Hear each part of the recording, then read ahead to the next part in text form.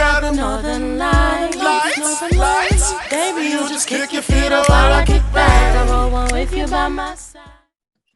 Hi, everyone, and welcome to another episode of Bold, Black, and Addicted to Bravo, because I am bold, Black, and addicted to Bravo.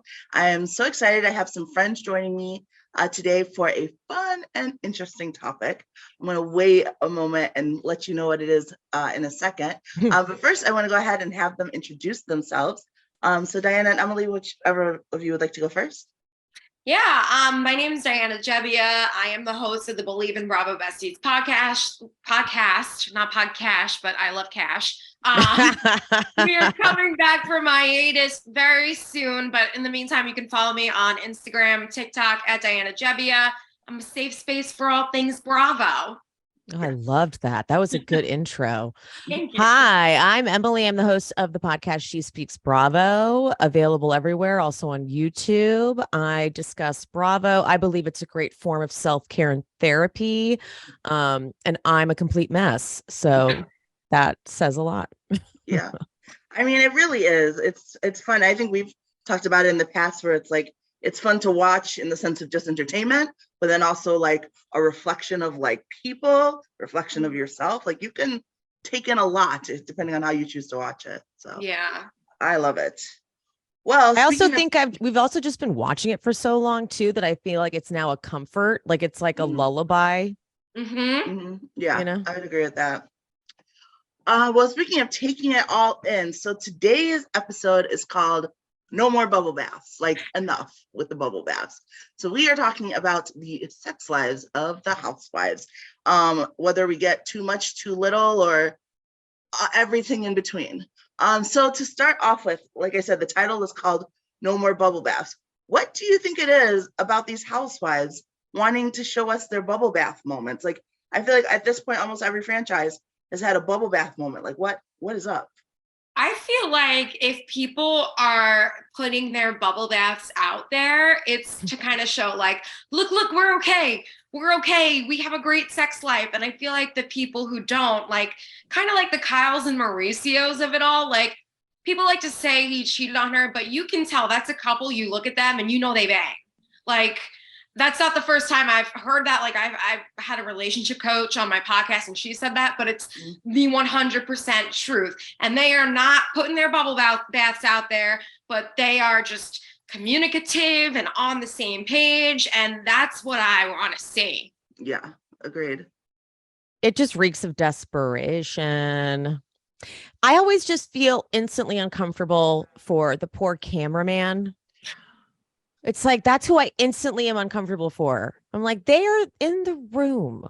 Yeah. They're like, when Shannon and David went to that hotel and were like kissing intimately. I'm like, so wait, sorry, but guys, when you're kissing intimately with the intention of turning it into sex, you don't do that with a camera guy right there.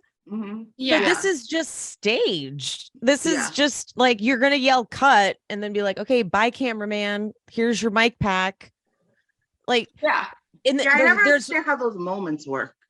Thank you. There's one instance where I will say it genuinely got to, like, it was already cringe, but it was Tamra and Eddie. She shouldn't have staged the bubble bath period, because I'm like, all right, like, I don't need to see it. But she's admitted, she's like, it was just supposed to be like him getting in the bath. And like, yes, that was going to be cringe enough, but like, it literally just got out of control. Like we forgot the cameras were there, and you can tell. Yeah. You can tell, like, it was like, oh shit, this is going too far. Cut the cameras. Yeah. With all the other bubble bath or bath scenes, no one looks comfortable. Though I do have to admit, I feel like recently Meredith and Seth were in the bubble. Actually, that's what made me come up with it, is because I was like, another bubble bath. But like theirs was interesting because it wasn't trying to be sexual. It looks like they were just a couple that happens to have their communication in the bath. Like it actually wasn't that bad for me, because I feel like whether the cameras are there or not, like they just might just be that couple that talks in bath. Yeah. I feel the same way. It was very like almost business transactional. Like, all right, you got the papers? Okay, yeah. Cool. Yeah. What's going on tomorrow? Like, Yeah. I felt weird not being uncomfortable. Like I was like on my Yeah. podcast, I was like, I feel strange, guys. I wish I could tell you I'm super grossed out, but it was like they weren't trying too hard to make it sexual. Mhm. They were just like having a conversation. Like, you know what it was?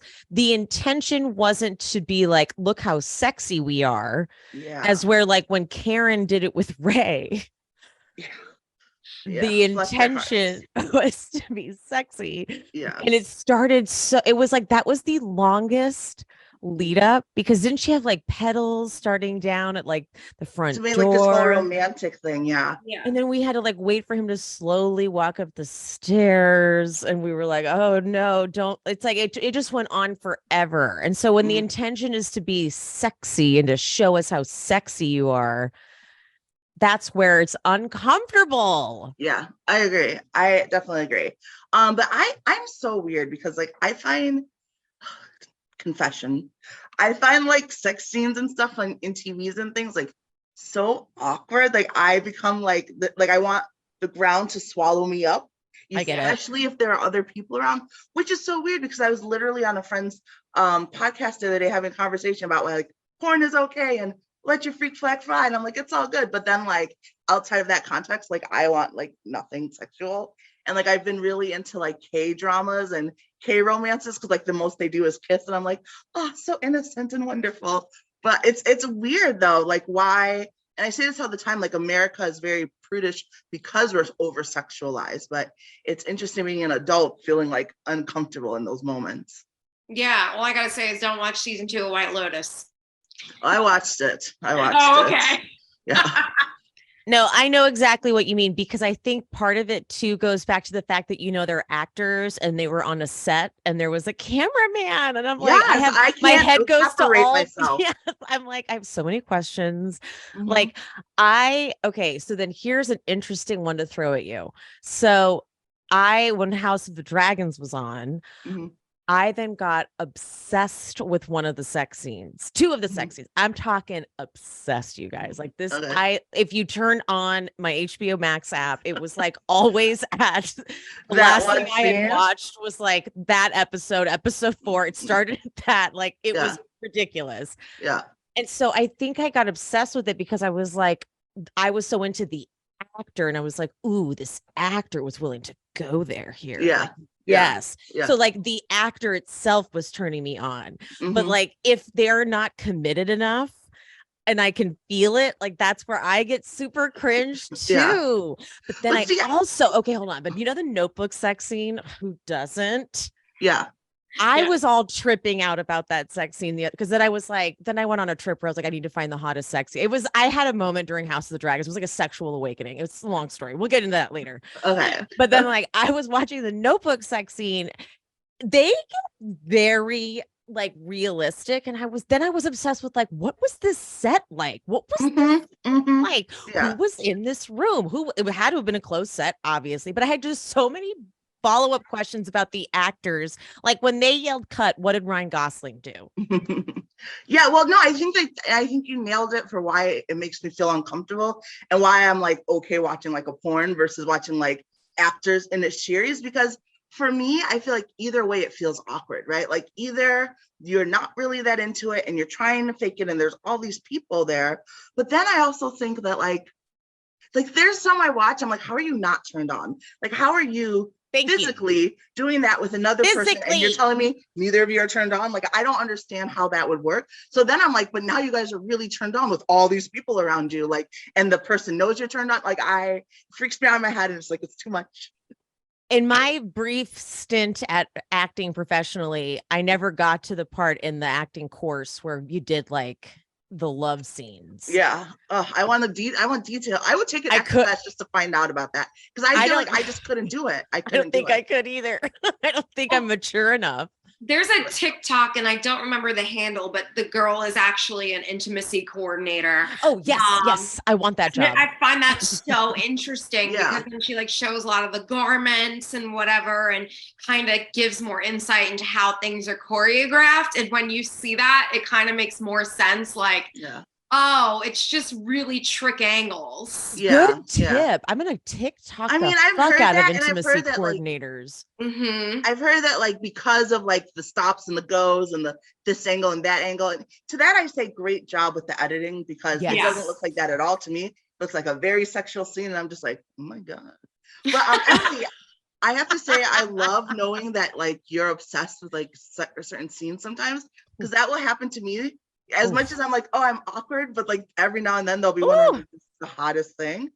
And did either of you ever watch the show Sense8 No. on Netflix? So it's this girl. I love it because it's like set in different parts of the countries, and it's like a cerebral, like they're all kind of connected, but it's also very much like it's one of the most like sexually fluid shows I've ever seen, like where it was like people just love people and blah blah blah, but there's like this orgy scene, but like it sounds super scandalous, and it is a little bit, but it's also like so beautiful because like when they all come together and like the music is hot and everything's blue and it's like it's so pretty. But like I would watch it to the point where my roommate's like, oh, I know when I hear that music what you're watching.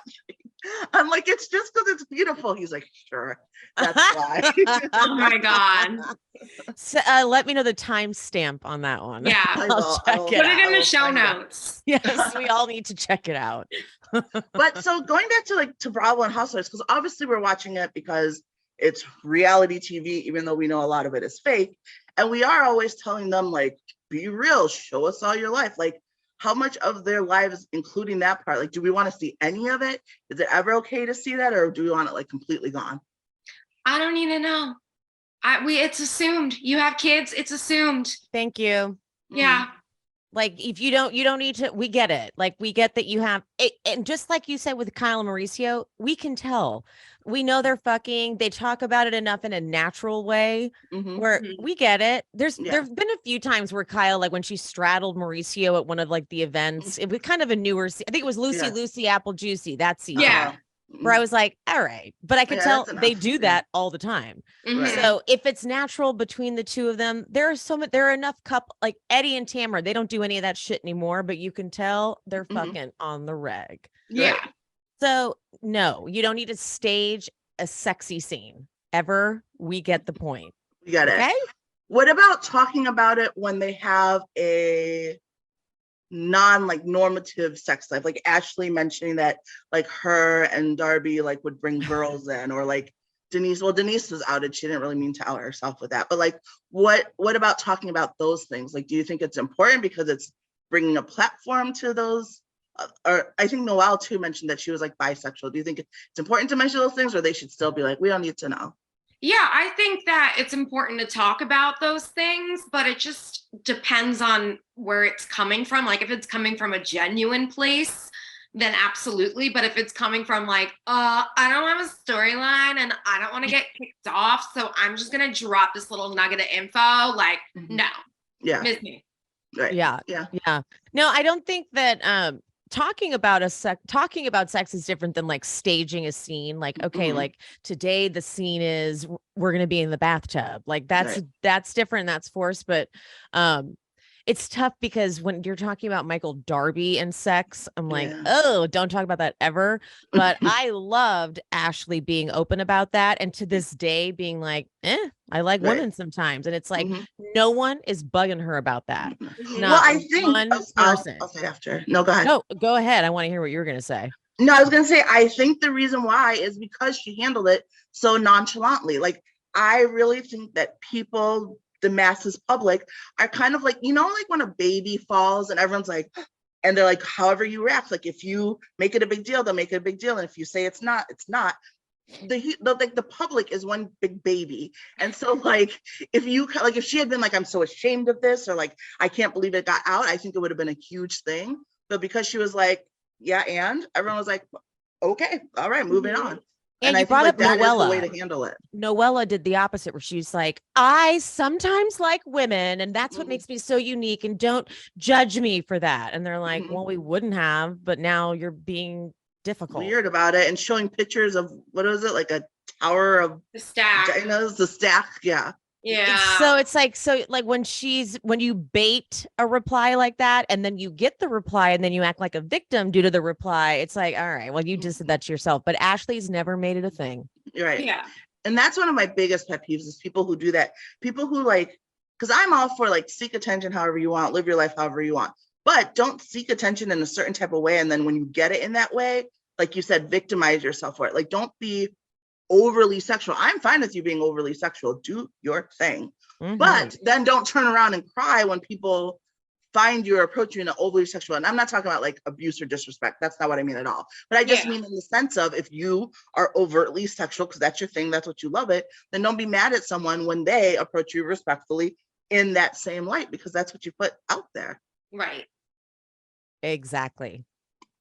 So also I wanted to talk about with the housewives. I mentioned earlier a little bit that I think that America is very prudish because we're overly sexualized. Like we see sex everywhere. That's my big thing about prudish people in general. Like the only way for sexual things to make you feel uncomfortable is if you see sexual things everywhere. Like if you see two people like hugging and you just see two people hugging, it's not a big deal. You see two people hugging, you're like, it's intimate, then it's a big deal to you.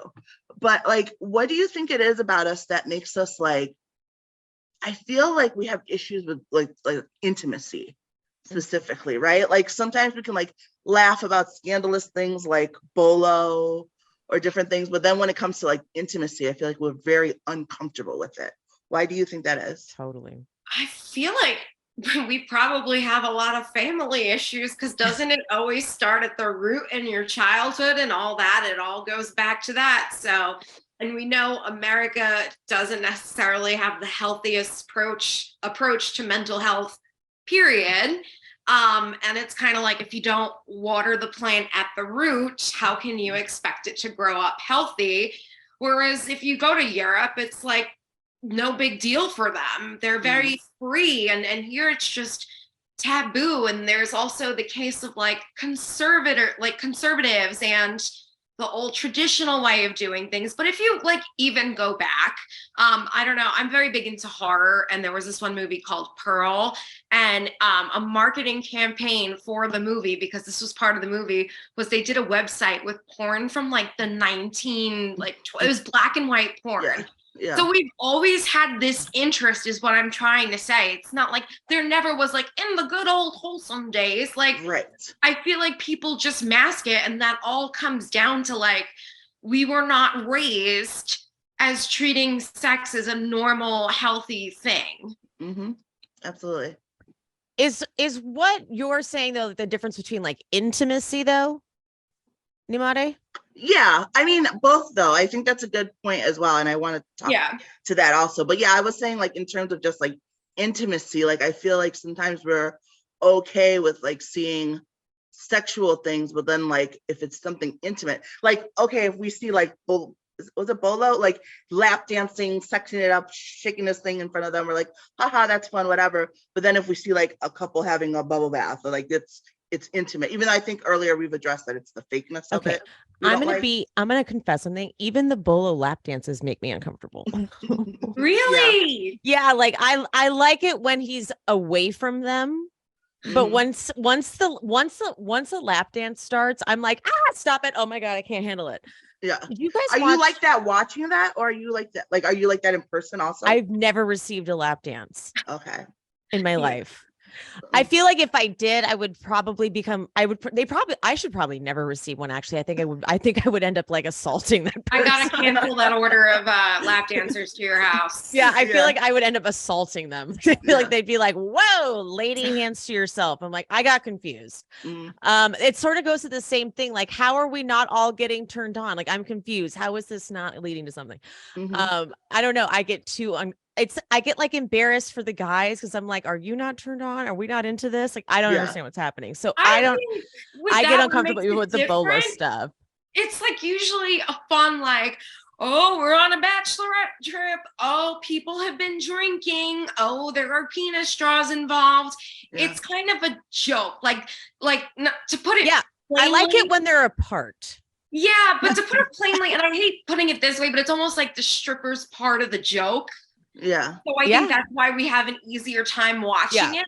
Yeah. Whereas when it's an intimacy scene, there is no joke. Yeah. There you go. No, that makes sense. That makes sense. You're allowed to be like, oh my God, I'm so uncomfortable. Yeah. And if you did that in front of them, they'd be like, isn't it funny? As where you couldn't do that in front of the people being intimate for real. Like you could be like, oh my God, it's so funny. They'd be like, excuse you. Yeah. Right. Yeah. That's Yeah. Because I think when you're in on the joke, then it's like, it's different, right? It's like me on like my stories. Like I love dramatically singing because I think it's hilarious, but like I would never actually dramatically sing in front of other people. I would like die because I'd be so embarrassed. But like when it's a joke, it's like, oh, it's fun. It's whatever. Yeah. Yeah. I did, like I said, you mentioned a really good point, Diana, that I wanted to bring up, which is that like, and this has always been a pet peeve of mine, is how we pretend like sexuality and sexual stuff isn't a thing. And like in Europe, it's talked about more, so it's more accepted. And then here it's not. And I feel like we do such a disservice because we don't talk about it. People don't know things like consent and standing up for themselves because we never have those conversations. And they never want to have those conversations. The schools like handle it at home. At home, they're like, we're not talking. So then people are just like watching porn to get all their information, or in my case, reading historical romance novels, which really messed me up. But you know, they're getting their information about it like however they can. And it's a little bit ludicrous because like you said, it's been around forever. I don't understand why we pretend like it isn't and it hasn't been, because it's been around forever. Yeah. And just because something may be more sensitive in information, you don't have to tell your children about it in a way you would talk to it with about it with your girlfriends. Right. There's different ways to convey information to different audiences. And I feel like, we've been doing the same thing for years. Clearly, like you said, we have a problem and, we got to fix that problem. Okay. Agreed. So I was trying to think as well, like just as far as the couples, like who I thought had like really great sexual chemistry. Like if you guys think, and you guys mentioned Kyle and Mauricio, are there any other couples where you're like, oh yeah, they're good? Like when you think about Tamara and Eddie. Yeah. Tamara and Eddie. Hold on, let me go through the franchises. I think Melissa and Joe, even though I think a lot of it is, I don't think it's as much as they say. Yeah. But I do think that they still have fun in that area. Yeah. I have to say, I feel like I recently went back and started watching like from the beginning of Jersey, and I feel like a lot of it's just Joe being super horny and Melissa just giving it to him. Mm-hmm. And I feel like in the last few years, I don't think it's that good. Yeah. So you think it's more just like her? Well, and she has mentioned she's grown up with very old school traditional things. And I think that sometimes that's something we all have to watch, which is, I wish more people embraced it, because it's one of the good things about Housewives is that you do see different cultures in different parts of the countries and how they deal with stuff. And like, we all judge Jersey, but we have to like remember that a lot of them are still very old school traditional values. So how they see things and move through things are different. Not saying it's right, but different than how we see it. But it's so funny you said like we have to watch it like other parts of the country, because that's where I grew up. So like I'm used to that, and it's like, oh yeah, people aren't used to that, but like I grew up, and again, not that I think it's okay, I can't stand like that. I cannot be farther from traditional because of that's what I was surrounded by. But yeah, it's so funny to me to think that people don't realize that that's a thing. But going back to what you said about good couples, as much as I can't stand Lisa Rinna, I really think her and Harry probably get it on. Really? They probably do. You know what? And they seem like the couple where like she would be like more in control, like he would be into that. Like, you know how sometimes, especially like high-powered men, not that he's like super high-powered, but like sometimes high-powered men like to be like really controlled by women, which is funny because usually younger women think they have to be like docile to approach them, while those same men want like women with whips. But I feel like they would be that type of dynamic. I get that vibe. What about Jeide and PK? I think they have a good sex life and they're happy. They seem very in love, but I don't get a sexual chemistry like vibe off them. I was just gonna say, I think the honeymoon's over for them. Like they still love each other, but it's not like fire, Right. Yeah. And I couldn't really think of anyone with like Atlanta where I was like, oh yeah. I mean, they're single half the time. Well, no, sorry, Candy and Todd, even though they did say that they're doing it less, but wasn't she like, oh, it's once a day now instead of like twice a day? Like, she's like, we're doing it so much less, but it was still like this outrageously large amount. No, I remember her saying it was pretty normal. Like I thought it was very infrequent, actually.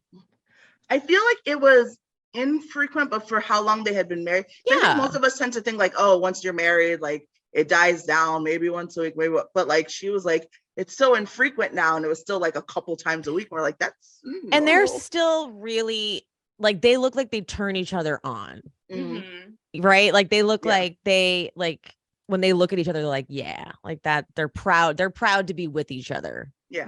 And like turned on by each other. Yeah. Who else? I'm realizing as I go through it that there's not a lot of couples anymore. No. Like as I go down the list, I'm like, hold on. Well, Denise and Aaron, when they were on, I would imagine so. Yeah.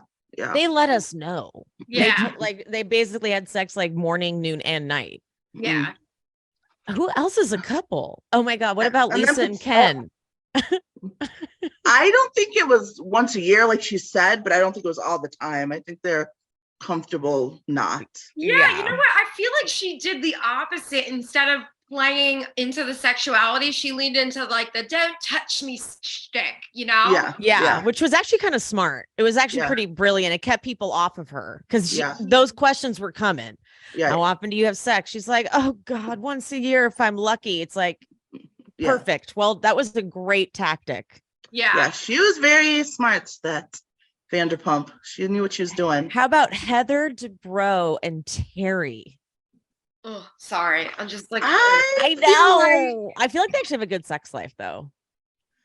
I just picture two robots doing it. Yeah, I don't think. Yeah, I feel like they have sex a lot, though.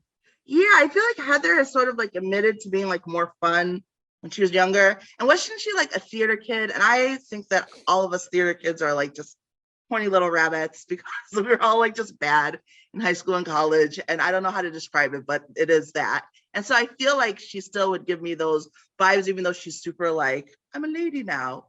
I think she probably taps into that side of her. See, the thing is, it doesn't necessarily matter if like you have that in you. It's about the chemistry between the two people. Because I have a really high sex drive, but I was not like I did not want to fuck my ex-boyfriend. Yeah, that's true. Right. And that but I think that for like, as much as I don't find Terry in any way, as he looks strange to me, like there's just no denying it. Right. Like, okay. So to me, I can't stand looking at him, but she likes him still. And I feel like they still like get it on. I love that for them. I think that that's good. I think Lisa and John do. And I heard that John, Salt Lake City. I heard that John is even more attractive in real life. Because he's tall. It's that tall. Well, you know what? I've met quite a few Bravo celebrities. I just met Dorinda New Year's Eve, and that's my takeaway. Because these people, not that they're not attractive on camera, but I feel like camera lenses do them dirty. Because I saw Dorinda, and I was like, oh my God, she looks like she could be royalty or something. She's so freaking pretty. Yeah, they glow. Yeah. You, like anytime I've met anyone from Bravo, I'm like, oh shit, like you're meant to be on TV. Right. Like you've got that glow to you. Granted, it's like you start to do TV and I'm sure they like things happen to you. You start to get work done. Right, because you have the money and you can do the changes. But I do think there's something about having like it. I think that some people have it and some people don't. I don't know what it is, but like when you meet them, you kind of know. Yeah. And then like you said, when you meet people on TV, you're like, oh, well, that's why there is.